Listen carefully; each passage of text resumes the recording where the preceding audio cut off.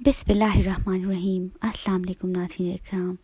Series from Adam to Mohammad सल्लल्लाहु अलैहि वसल्लम के एपिसोड 63 में आपको खुश आमदीद कहते हैं और ग़ज़वा खंदक का बकिया हिस्सा वहीं से शुरू करते हैं।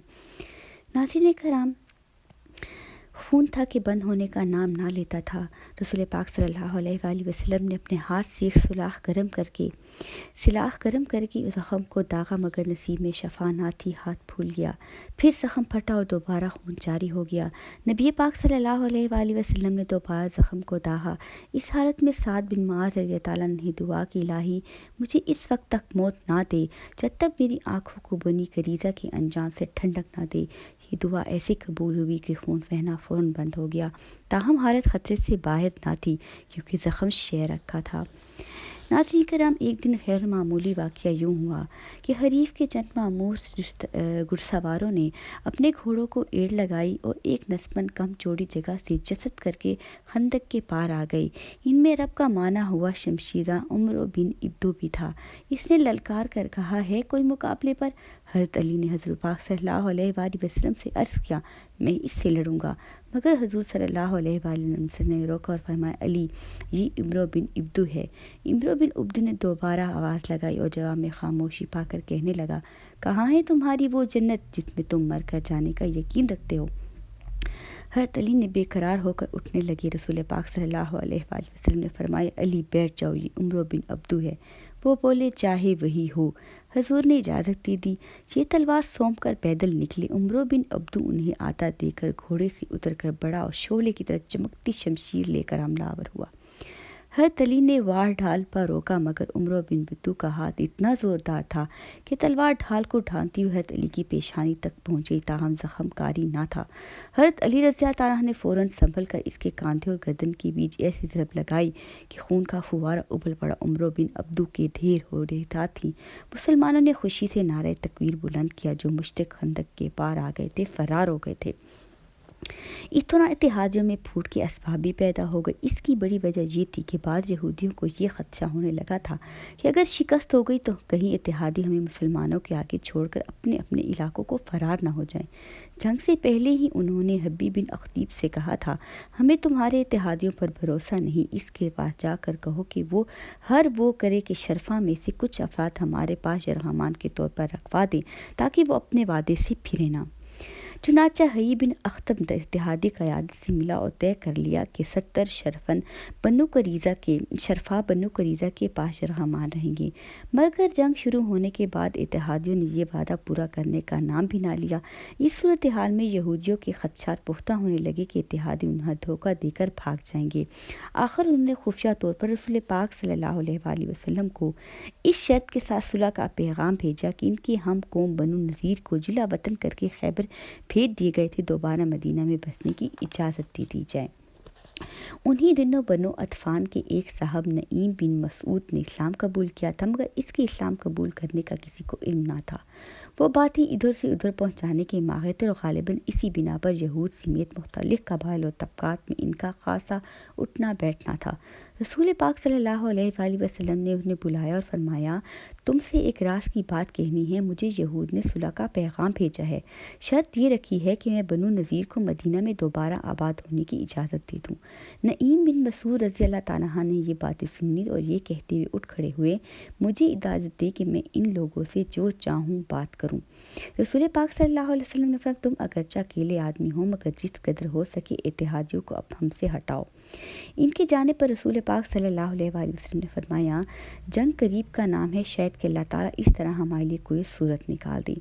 नईम बिन मसूद पहले बनु करीज़ा के पास गए और उनसे कहा, मेरा तुमसे दोस्ती और खैर ख्वाही का मामला है। ये कुरैश और अतफान तुम्हारे जैसे नहीं। ये तुम्हारा इलाका है जिसमें तुम्हारी औरतें और बच्चे आबाद हैं। तुम यहाँ से भाग कर कहीं नहीं जा सकते। तुम कुरैश और अतफान का साथ दे रहे हो, लेकिन अगर उन्हें शिकस्त हो गई तो वो तुम्हें छोड़कर अपने इलाकों को भाग जाएंगे। यहूद पहले ही ہی اتحادیوں سے بددل ہو رہے تھے، ان باتوں سے ان کے خدشات مزید بڑھ گئے۔ اب نعیم رضی اللہ تعالیٰ عنہ قریش کے پاس چلے گئے اور ہمدردی کے پیراپی میں انہیں بتا دیا کہ بنو قریظہ مسلمانوں سے صلح کی کوشش کر رہے ہیں۔ یہ نئی اطلاع ملتے ہی پڑاؤ میں کھچبلی مچ گئی۔ اکثر لوگ کہنے لگے ہمارا خیال ہے واپسی کرنی چاہیے۔ اتحادی قائدین اس وقت برہمان کے طور پر بھیجنے کے لیے کچھ لوگوں سے آمدد بھی کر چکے تھے، جنہوں نے یہ خبر سنتے ہی شور مچا دیا، ہم تو کبھی بھی یہودیوں کے قلعے میں نہیں جائیں گے، ہمیں اپنی جان کا خوف ہے۔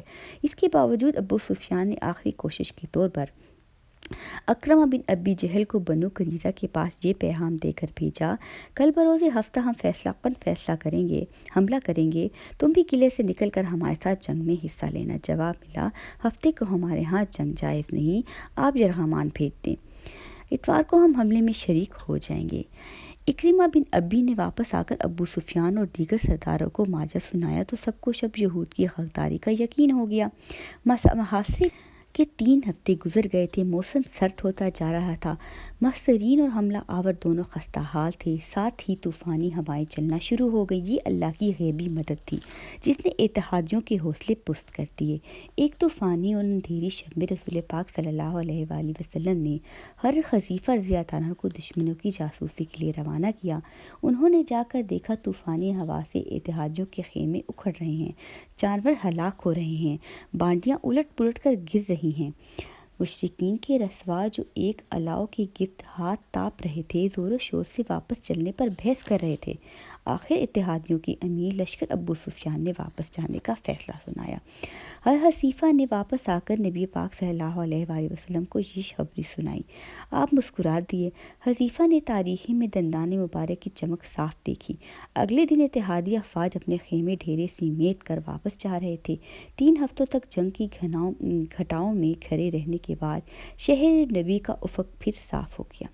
رسول پاک صلی اللہ علیہ وآلہ وسلم نے اتحادیوں کی واپسی پر تبصرہ کرتے ہوئے ارشاد فرمایا، اب حملہ ہماری طرف سے ہوگا، وہ ہم پر چڑھائی نہیں کر سکیں گے۔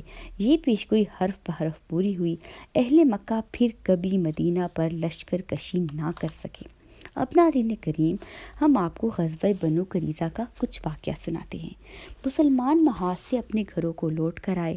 حضرت سعد بن معاذ کے زخمی ہونے کے پیش نظر رسول پاک صلی اللہ علیہ وآلہ وسلم نے مسجد نبی کے صحن میں ایک خیمہ لگوا کر انہیں وہیں منتقل کر دیا تاکہ ان کی دیکھ بھال پر پوری توجہ دی جا سکے۔ ابھی حضور پاک صلی اللہ علیہ وآلہ وسلم نے ہتھیار اتار کر غسل ہی کیا تھا کہ حضرت جبرائیل علیہ السلام غبار آلود حالت میں تشریف لے آئے اور فرمایا، آپ نے ہتھیار اتار دیے جبکہ ابھی تک ہم فرشتوں نے ہتھیار نہیں اتارے، آپ یلغار کریں۔ رسول پاک صلی اللہ علیہ وسلم نے فرمایا، کہاں؟ جبرائیل نے بنو قریظہ کی طرف اشارہ کیا۔ جبرائیل کا یہ نزول اس لیے تھا کہ واضح ہو جائے کہ اللہ کا حکم یہی ہے اور بعد میں کسی کو بھی اس مہم کے برحق اور ضروری ہونے میں شک باقی نہ رہے۔ حضرت جبرائیل تشریف نہ لاتے تب بھی رسول پاک صلی اللہ علیہ وآلہ وسلم اور صحابہ اور بنو قریظہ کی شرانگیزی اور عہد عہدی کو نظر انداز نہیں کر سکتے تھے، جنہوں نے جنگ کے نازک ترین اوقات میں ان کی پشت پر خنجر تانا تھا۔ البتہ رسول پاک صلی اللہ علیہ وآلہ وسلم اس کارروائی کو چند دن مؤخر کر کے مجاہدین کو آرام دینا چاہتے تھے، تاہم اب آسمانی حکم کے بعد ٹھہرنے کی کوئی گنجائش نہیں تھی۔ آپ صلی اللہ علیہ وآلہ وسلم نے اسی روز خندق کے تھکے ماندے مجاہدین کو بنو قریظہ کی طرف روانہ فرما دیا اور فرمایا، تم میں سے کوئی بھی بنو قریظہ کے علاقے میں پہنچنے سے پہلے عصر کی نماز نہ پڑھے۔ چنانچہ صحابہ کرام بڑی تیزی سے اس سمت روانہ ہو گئے۔ راستے میں عصر کا وقت ہوا تو بعض صحابہ نے یہ سوچ کر عصر کی نماز ادا کر لی کہ اس تاکید کا مقصد جلد روانگی کرنا تھا، نہ کہ نماز میں تاخیر کرنا۔ بعض حضرات نے ہدایت پر لفظ بلفظ عمل کیا اور بنو قریظہ کے قلعے کے سامنے پہنچ کر تاخیر کے ساتھ نماز عصر ادا کی۔ رسول پاک صلی اللہ علیہ وسلم نے کسی کے عمل کو غلط نہیں کہا۔ اس قسم کے واقعات کی مشروعیت سے ثابت ہوتی ہے۔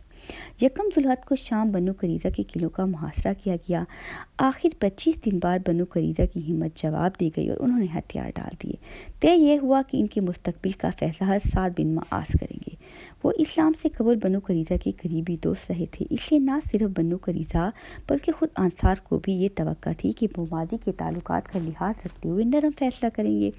زیادہ سے زیادہ بنو کنیات اور بنو نذیر کی طرف ان کو جلا وطنی کی سزا سنائیں گے، مگر جان بخشی ضرور کریں گے، لیکن اس دن حضرت سعد رضی اللہ عنہ کی نگاہ اسلام کے مفاد کے سوا کسی چیز پر مذکور نہ تھی۔ وہ ہر رشتے ناطے کو بھلا چکے تھے۔ جب انہیں سہارا دے کر مجلس قضا میں لایا گیا تو وہ کہہ رہے تھے، آج میں اللہ اور اس کی رسول کی خاطر کسی کی ملامت کا لحاظ نہیں کروں گا۔ فریقین کی رضامندی سے انہیں فیصلے کا اختیار دیا گیا تو انہوں نے اعلان کیا، بنو قریظہ کے لڑنے کے قابل مردوں کو قتل کر دیا جائے، عورتوں کو باندھنے اور بچوں کو غلام بنا لیا جائے۔ یہ سن کر سب دنگ رہ گئے۔ رسول پاک صلی اللہ علیہ وسلم نے فرمایا، سعد نے اللہ کے فیصلے کے مطابق فیصلہ کیا۔ فیصلے پر اسی طرح علم درآمد ہوا۔ بنو قریظہ کے 400 جنگجو مرد قتل کر دیے گئے۔ حضرت سعد رضی اللہ عنہ بنو قریظہ کا انجام دیکھنے کے لیے ہی جی رہے تھے۔ اس کے فوراً بعد ان کے زخم سے خون بہہ پڑا اور وہ خالق حقیقی سے جا ملے۔ بنو قریظہ سے یہ سلوک یقیناً رسول پاک صلی اللہ علیہ وآلہ وسلم کے معمول کے خلاف تھا۔ آپ ان کی جان بخشی کرا سکتے تھے، مگر آپ نے سزا جاری رہنے کو ترجیح دی۔ اس کا اصل سبب تو یہی تھا کہ آسمانی حکم یہی تھا۔ اللہ تعالیٰ نے جس طرح حضرت جبرائیل علیہ السلام کو بھیج کر بنو قریظہ پر حملے کو ایک دن بھی ملتوی نہ ہونے دیا، اسی طرح ان مجرموں کی سزا بھی آسمان پر یہی طے ہو چکی تھی، جو سعد بن معاذ کی زبان پر جاری ہو گئی۔ دنیا کے سابقہ اور موجودہ قانون کے مطابق بھی باغیوں کو موت کی سزا ہی دی جاتی ہے۔ خود یہودیوں کی مذہبی کتاب تورات ایسے قصے میں سزائے موت سناتی ہے جیسا کہ عہد نامہ عتیق میں ہے کہ خداوند کسی شہر کو تیرے قبضے میں کر دے تو اس کے ہر مرد کو تلوار کی دھار سے قتل کر۔ رہی یہ بات کہ آسمانی حکم سے ہٹ کر کیا گیا، اس اقدام کے پیچھے کوئی خاص زمینی وجہ بھی کار فرما تھی۔ اس کا جواب اسبات میں ہے، مگر وجہ صرف یہ نہ تھی کہ وہ لوگ یہودی تھے، کیونکہ یہودی تو بنو کنیات اور بنو ضریر بھی تھے، مگر آپ صلی اللہ علیہ وآلہ وسلم نے ان سے ایسا سخت سلوک نہیں کیا۔ زمینی وجہ بنو قریظہ کی طبقی شرانگیزی بھی نہ تھی، کیونکہ دوسرے یہودی بھی تو یقیناً فتنہ پرور تھے۔ حضور پاک صلی اللہ علیہ وسلم جلا وطن کرنے پر اکتا کر سکتے تھے۔ بنو قریظہ سے رعایت نہ برتنے کی وجہ کیا تھی؟ آخر غور کریں تو معلوم ہوگا کہ بنو کنیا اور بنو نذیر کی طرف سے شرانگیزیاں اور بدعہدیاں عام حالات میں ہوئی تھیں، جبکہ بنو قریظہ نے اعلانیہ بغاوت کا گھناؤنا جرم اسلامی ریاست پر عین بیرونی حملے کے دوران کیا تھا، جس کی وجہ سے اس جرم کی سنگینی کئی گنا بڑھ گئی تھی۔ اس لیے انہیں سنگین ترین جرم کے مطابق نہایت کڑی سزا دی گئی۔ ناظرین کرام، اب تاریخ میں غزوہ خندق کے بعد جو چند اہم واقعات پیش آئے، اس کا چیدہ تذکرہ مختصر اور خلاصے کے ساتھ بتاتے ہیں۔ غزوہ خندق کے بعد 4 اور 5 کے آخر کے درمیان کئی اہم واقعات پیش آئے، جن میں سے بعض کا تعلق رسول پاک صلی اللہ علیہ وآلہ وسلم اللہ کی خانگی زندگی سے تھا اور بعض رعایتیں مدینہ کے متعلق تھا۔ ان کا مختصر تذکرہ پیش کرتی ہوں۔ ناظرین کرام، زید بن حارثہ اب بھی نبی پاک صلی اللہ علیہ وسلم کے ساتھ ان کے منہ بولے بیٹے کے طور پر رہتے تھے۔ لوگ انہیں زید بن محمد کہتے تھے۔ انہوں نے اپنے شباب میں حضور کے کہنے پر یمن سے نکاح کیا تھا، جو اس وقت ان سے تقریباً دگنی عمر کی تھی۔ اب زید 40 سال کے لگ بھگ ہو چکے تھے اور ایمن عمر رسیدہ۔ حضور کا خیال آتا کہ زید کے لیے ایک جوان بیوی ہونی چاہیے۔ اس مقصد کے رسول پاک صلی اللہ علیہ وآلہ وسلم نے قریشی خاتون زینب بن حبش رضی اللہ عنہا منتخب فرمایا۔ یہ خاتون نہایت اعلیٰ نسب، عبادت گزار اور سخی تھی، مگر انہیں زید سے نکاح میں کوئی دلچسپی نہ تھی۔ چنانچہ جب رسول پاک صلی اللہ علیہ وآلہ وسلم نے زید کے سرپرست کی حیثیت سے نکاح کا پیغام بھیجا تو انہوں نے یہ کہہ کر اپنی دلی کیفیت کا اظہار کر دیا، مجھے وہ پسند نہیں ہے۔ حضور پاک صلی اللہ علیہ وآلہ وسلم نے فرمایا، میں اسے تمہارے لیے پسند کرتا ہوں۔ زینب رضی اللہ عنہا رسول پاک صلی اللہ علیہ وآلہ وسلم کی آخر خاموش ہو گئی۔ نکاح ہو گیا۔ کچھ دن اچھی طرح گزرے، مگر رفتہ رفتہ واضح ہو گیا کہ زید کا ان سے نباہ نہیں ہو سکتا۔ تب زید نے حضور کو ماجرا سنایا اور ساتھ ہی بتایا کہ میں انہیں طلاق دینا چاہتا ہوں۔ رسول پاک صلی اللہ علیہ وآلہ وسلم فرماتے رہے، زید اس کے ساتھ نباہ کرو، مگر آخرکار زید نے انہیں طلاق دے دی۔ زینب اب عدت میں تھی اور حضور سوچ رہے تھے کہ اس خاتون کی جو دل شکنی ہوئی ہے، اس کا کیا اجر لوں جب میں خود ان سے نکاح کر لوں، مگر مسئلہ یہ ہے کہ رب میں منہ بولے بیٹے کو سگے بیٹے کی طرح سمجھا جاتا تھا اور اس کی بیوی کو حقیقی بہو کی حیثیت دی جاتی تھی۔ اس لیے سخت خدشہ تھا کہ اگر حضور صلی اللہ علیہ وسلم نے یہ نکاح کیا تو بات معاشرے میں بہت عجیب سمجھی جائے گی۔ اور روکے ذرا آزاد کریں گے اپنوں کو بھی وسوسے ہو سکتے ہیں۔ یہ بات خود ان کی دین و ایمان کے لیے بھی نقصان دہ ہو سکتی ہے۔ یہیں پر اللہ تعالیٰ نے سورۃ احزاب کی ابتدائی آیات نازل فرما کر ان تمام اعتراضات کو غلط قرار دیا۔ ارشاد ہوا، جس کا ترجمہ ہے، اللہ نے تمہارے منہ بیلو بیٹوں کو سچ میں تمہارا بیٹا نہیں بنا دیا، یہ صرف تمہارے منہ سے کہنے کی بات ہے، اور اللہ حق بات فرما دیتا ہے اور وہی سیدھا راستہ بتا دیتا ہے۔ تم ان لے پالکوں کو ان کے باپوں کی طرح منسوب نہ کیا کرو، یہ اللہ کے نزدیک زیادہ انصاف کی بات ہے۔ لوگ اب زید کو ابن محمد کہنے سے باز آ گئے، انہیں زید بن حارثہ رضی اللہ تعالیٰ عنہ کہا جانے لگا۔ ادھر زینب بن حبش رضی اللہ عنہ عدت پوری ہوئی تو اللہ تعالیٰ نے اس مسئلے پر مہر تصدیق کے لیے وحی کے ذریعے ان کا نکاح حضور پاک صلی اللہ علیہ وسلم سے کرنے کا اعلان کر دیا۔ رسول پاک صلی اللہ علیہ وآلہ وسلم یوں یہ آپ کے نکاح میں آ گئیں۔ ناظرین کرام، یہاں ذکر کرتے ہیں کہ ام حبیبہ آپ کے نکاح میں کب آئیں۔ حبشہ کے حکمران نجاشی نے رسول پاک صلی اللہ علیہ وسلم کا نکاح مہاجرین حبشہ میں شاہد ام حبیبہ بن ابی سفیان سے پڑھایا اور اپنی طرف سے 400 دینار کا خطیر مہر ادا کیا۔ نجاشی نے اس شرجنیل بن حسنہ کی حفاظت میں مدینہ منورہ بھیج دیا۔ اس وقت ام حبیبہ کی عمر 33 برس سے کچھ زیادہ تھی۔ ایسے وہ آپ کے نکاح میں آ گئی۔ ناظرین کرام، غزوہ خندق میں مشرکین عرب کی اجتماعی طاقت کو جس شرمناک ہزیمت سے واسطہ پڑا تھا، رسول اللہ نے اس سے پورا فائدہ اٹھایا، قریش کے خلاف اقتصادی شکنجے کو مزید کس دیا۔ آپ نے ابو عبیدہ بن الجزا رضی اللہ عنہ کی کمان میں 300 افراد کا ایک بڑا دستہ ساحل سمندر کے ساتھ سیف الحبر کے مقام پر تعینات کیا تاکہ قریشی قافلے راستہ بدل کر بھی شام کی طرف نہ جا سکے۔ یہ قافلہ جب رسول پاک صلی اللہ علیہ وسلم کا حکم رہا، موسم کی شدت اور سامان رسد کی ناکافی ہونے کے باوجود اپنی متوسع ذمہ داری انجام دیتا رہا۔ اس پہرے کے زمانے میں بھوک کی شدت کے باعث مجاہدین کو صحرائی پودے، خبت، ببول کے پتے کھانے پڑتے، جس کی وجہ سے اس مہم کو ہیش الخبت کہا جانے لگا۔ بعد میں اللہ تعالیٰ کی مدد شامل حال ہوئی اور ایک کوہ پے کر مچھلی ساحل پر اتر آئی۔ مسلمانوں کو شروع میں کہیں یہ مراد نہ ہو، مگر حضرت ابو عبیدہ نے اپنی صلاحیت سے کام لیتے ہوئے فرمایا، ہم رسول کے بھیجے ہوئے ہیں، اللہ کے راستے میں نکلے ہیں، اسے کھا لو۔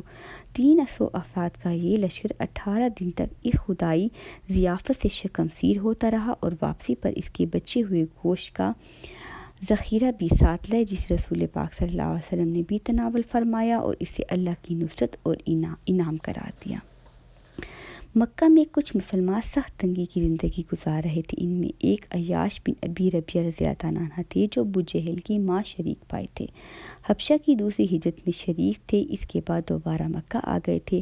حضرت عمر رضی اللہ عنہ کے ہم رکاب ہو کر ہجرت مدینہ کی قبا آ کر ٹھہرے تھے کہ ابو جہل آیا اور یہ کہہ کر واپس لے گیا کہ تمہاری ماں کی حالت بہت خراب ہے، اس نے قسم کھا لی ہے کہ جب تک تمہیں نہ دیکھ لے گی سکھ سے نہیں بیٹھے گی۔ حضرت عمر کے منع کرنے کے باوجود یہ ماں کو دیکھنے مکہ روانہ ہو گئے، مگر کفار نے انہیں گرفتار کر کے زنجیروں سے باندھ دیا۔ سلمہ بن حشام بھی حبشہ کی ہجرت ثانیہ میں شامل تھے، بعد میں مکہ واپس آ گئے تھے، انہیں ہجرت سے روک کر قید کر دیا گیا تھا۔ ابو جہل انہیں مارتا پیٹتا اور بھوکا پیاسا رکھتا تھا۔ ولید بن ولید مشہور کافر سردار ولید بن مغیرہ کے بیٹے تھے، غزوہ بدر میں مشرکین کے ساتھ تھے، شکست کے بعد قیدی بنے اور اسی دوران اسلام کی حقانیت ان کے دل میں گھر گئی، مگر اسلام کا اظہار نہ کیا۔ کچھ دنوں بعد ان کے رشتہ دار آئے اور فدیہ دے کر انہیں آزاد کرا کے واپس لے جانے لگے، مگر یہ راستے سے واپس بارگاہ رسالت میں آ گئے، اسلام کا اعلان کر دیا۔ رشتہ دار پیچھے آئے اور طعنہ دیا کہ اسلام قبول کرنا تھا تو پہلے کر لیتے، ہماری رقم کیوں زیادہ کی؟ انہوں نے جواب دیا تاکہ کوئی یہ نہ سمجھے کہ قید سے آزادی کے لیے مذہب تبدیل کیا ہے۔ اس کے بعد یہ اپنے رشتہ داروں کے ساتھ مکہ چلے گئے، جنہوں نے مکہ پہنچ کر انہیں قیدی بنا دیا۔ رسول پاک صلی اللہ علیہ وآلہ وسلم نماز فجر میں قنوت نزالہ پڑھ کر مکہ کے تمام بے بس مسلمانوں کے لیے عمومی طور پر اور ان 3 صحابہ کی رہائی کے لیے خاص طور پر نام لے کر دعا فرماتے تھے۔ ساتھ ہی یہ دعا کرتے تھے، اے اللہ، اہل مکہ کو یوسف علیہ السلام کے دورہ جیسی قید سالی میں مبتلا کر دے۔ پہلی دعا اس طرح قبول ہوئی کہ غزوہ خندق کے کچھ دنوں بعد ولید بن ولید کسی طرح زنجیروں سے آزاد ہو کر مدینہ پہنچ گئے۔ رسول پاک نے ان سے عیاش بن ابی ربیعہ اور سلمہ بن حشام کا حال پوچھا۔ انہوں نے بتایا کہ دونوں ایک ایک پاؤں ایک ساتھ زنجیر میں بندھا ہوا ہے۔ رسول پاک صلی اللہ علیہ وسلم ان مظالموں کی آزادی کے لیے فکر مند تھے۔ آخر ایک بندوبست ہو گیا۔ مکہ میں ایک لوہارے نے خفیہ طور پر اسلام قبول کر لیا تھا جو زنجیر کاٹنے میں مدد دے سکتا تھا۔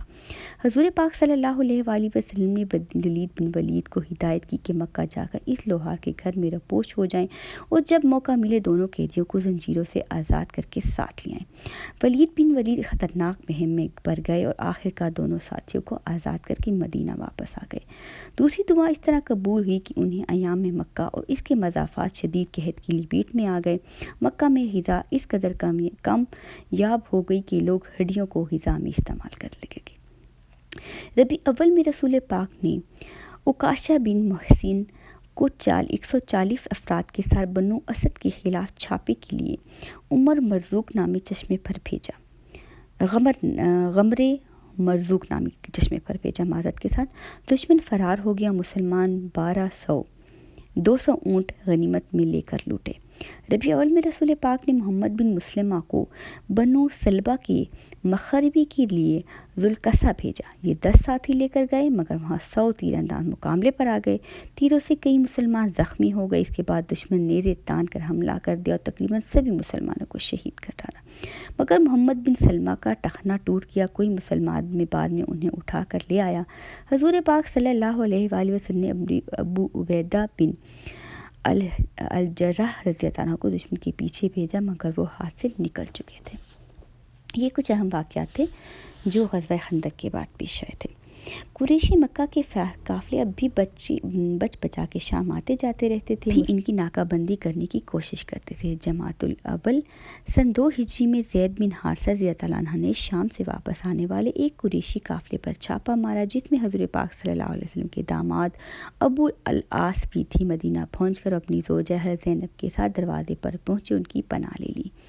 حضرت زینب نے نماز فجر کے اپنے دروازے پر کھڑے ہو کر بلند آواز سے نمازیوں کو پکارا، لوگوں سن لو، میں نے ابو العاص کو امان دے دی ہے۔ رسول پاک صلی اللہ علیہ وسلم کو اس وقت تک اس بات کا علم نہ تھا۔ یہ آواز سن کر آپ بھی حیران ہو گئے۔ آپ نے حاضرین کو معمول غلط فہمی سے بھی بچانے کے لیے کہا، لوگوں کیا جو بات میں نے سنی تم نے بھی سنی؟ سب نے کہا جی ہاں۔ رسول پاک صلی اللہ علیہ وسلم نے اس ذات کی قسم جس کے قبضے میں میری جان ہے، مجھے اس واقعے کا ذرا بھی علم نہیں تھا۔ ہاں جب تم نے یہ اعلان سنا تو وہی میں نے بھی سنا۔ اہل ایمان دوسروں کے بارے میں ایک ہاتھ کی امان ہے، ان میں سے کوئی معمولی فرد بھی کسی کو امان دے سکتا ہے۔ ہم نے بھی اسے امان دی جیسے زینب نے امان دی۔ پھر رسول پاک صلی اللہ علیہ وسلم اپنے گھر تشریف لے گئے۔ زینب کو حاضر ہوئیں اور درخواست کی کہ میرے شوہر کا جو سامان لوٹا گیا ہے واپس کر دیا جائے۔ آپ نے داماد کو سامان واپس دلوا دیا، پھر انہیں کہا کہ جب تک وہ مشرک ہیں ان کا زینب سے تعلق حلال نہیں، لہٰذا وہ ان سے دور رہیں۔ داماد نہایت شریف انسان تھے، اسلام کی خوبیاں ان کے سامنے واضح تھیں، وہ اسلام قبول کرنا چاہتے تھے مگر اس وقت انہیں یہی بہتر لگا کہ پہلے مکہ چلے جائیں تاکہ کسی کو یہ خیال نہ ہو کہ کسی خوف یا حرص کی وجہ سے انہوں نے اسلام قبول کیا ہے۔ وہ مکہ واپس چلے گئے، وہاں سب کی امانتیں لوٹائیں، جس کا جو حق تھا اسے پورا ادا کیا۔ اس کے بعد محرم ہجری میں وہ مدینہ آئے اور اسلام قبول کرنے کا اعلان کیا۔ رسول اللہ نے زینب رضی اللہ عنہا کے ساتھ رہنے کی اجازت دے دی۔ کتب سیرت کو دیکھنے سے معلوم ہوتا ہے کہ یہ مہم جس میں ابو العاص بن ربی گرفتار ہوئے، رسول کی جانب سے قریشی اقتصادی ناکہ بندی کے لیے بھیجی جانے والی آخری کارروائی تھی۔ اس کے بعد یہ سلسلہ ختم کر دیا تھا۔ کچھ مدت بعد صلح حدیبیہ کے معاہدے کے مطابق فریقین کے لیے پورے جزیرہ العرب میں تمام راستے کھل گئے، مگر تب تک قریشی معاشی طاقت اس حد تک تہس نہس ہو گئی تھی کہ مسلمانوں کے خلاف دوبارہ کسی جنگ کا تصور بھی نہیں کر سکتے تھے۔ صلح حدیبیہ کیا ہے، یہ نیکسٹ ایپیسوڈ میں ضرور آپ سے شیئر کیا جائے گا۔ بنو فزارہ کے جنگجو ایک مدت سے وقتاً فوقتاً مدینہ منورہ کے مضافات پر چھاپے مارتے آ رہے تھے۔ آخر ان لٹیروں کو سبق سکھانے کے لیے زید بن حارثہ رضی اللہ عنہ ایک دستہ لے کر وہاں گئے۔ فرازیوں نے ڈٹ کر مقابلہ کیا اور مسلمانوں کو شکست ہوئی۔ زید بن حارثہ خود شدید زخمی اور بمشکل ان کے ساتھی انہیں مدینہ واپس لا سکے۔ زید بن حارثہ نے قسم کھائی کہ جب تک بنو فزارہ کا سر نہ کچل دے غسل جنابت واجب نہیں ہونے دیں گے۔ زخم بھرتے ہی وہ ایک بار پھر بنو فرازہ کے خلاف فیصلہ کن جنگ کے لیے نکل کھڑے ہوئے۔ اس قبیلے کی اصل مرکزیت ایک جنگجو عورت ام فرفہ فاطمہ بنت ربیہ کے دم سے قائم تھی۔ مدینہ منورہ سے 7 دن کی مسافت پر وادی القریٰ کے قریب اس کا گڑھ تھا۔ وہ حضور پاک صلی اللہ علیہ وآلہ وسلم پر سب و شتم کرتی تھی اور اپنے 30 بیٹوں اور پوتوں کو آپ کے قتل کے تیار کر دیتی تھی۔ نعوذ باللہ۔ زید بن حارثہ نے ماہ رمضان میں اس کے خلاف کارروائی کی، اس کے بیٹے اور پوتے مارے گئے، وہ خود اپنی ایک بیٹی سمیت گرفتار ہو گئی، اسے قتل کر دیا گیا جبکہ اس کی بیٹی کی جان بخش دی گئی۔ اس سال عقل اور ارینا قبائل کے کچھ لوگ مدینہ منورہ آئے اور اسلام قبول کرنے کا اعلان کیا۔ مدینہ کی آب و ہوا راس آنے کے باعث وہ بیمار ہوئے تھے۔ رسول پاک صلی اللہ علیہ وآلہ وسلم نے ان کی طلب پر انہیں مدینہ کے مضافات میں رہائش کی اجازت دے دی اور انہیں دودھ فراہم کرنے کے لیے چند اونٹیاں اور ایک چرواہے کا انتظام کیا، مگر ہیرا پہنچ کر یہ سب لوگ مرتد ہو گئے، انہیں چرواہے کو قتل کر دیا، اونٹیوں کو ہانک کر لے جانے لگے۔ رسول پاک صلی اللہ علیہ وآلہ وسلم نے صحابہ کو ان کے تعاقب میں بھیجا، آخر یہ لوگ گرفتار ہو گئے اور انہیں زانی کی پاداش میں آنکھیں پھوڑ کر اور ہاتھ پاؤں کاٹ کر قتل کر دیا گیا۔ تاہم بعد میں رسول پاک صلی اللہ علیہ وسلم نے کسی کو مسلح کرنے، آنکھیں پھوڑنے، ناک کاٹ کرنے سے منع فرمایا اور کسی کی بے حرمتی کرنے کی اجازت نہ دی۔ ناظرین کرام، یہ تھا کچھ غزوہ خندق اور اس کے بعد کے حالات و واقعات تاریخ کی روشنی میں۔ آپ اس سیریز سے جڑ جائیے اور نیکسٹ ایپیسوڈ میں آپ کو صلح حدیبیہ کا پورا واقعہ تاریخ کی روشنی میں سنایا جائے گا۔ امید کرتی ہوں آج کی ایپیسوڈ آپ کو پسند آئی ہوگی۔ اللہ نگہبان۔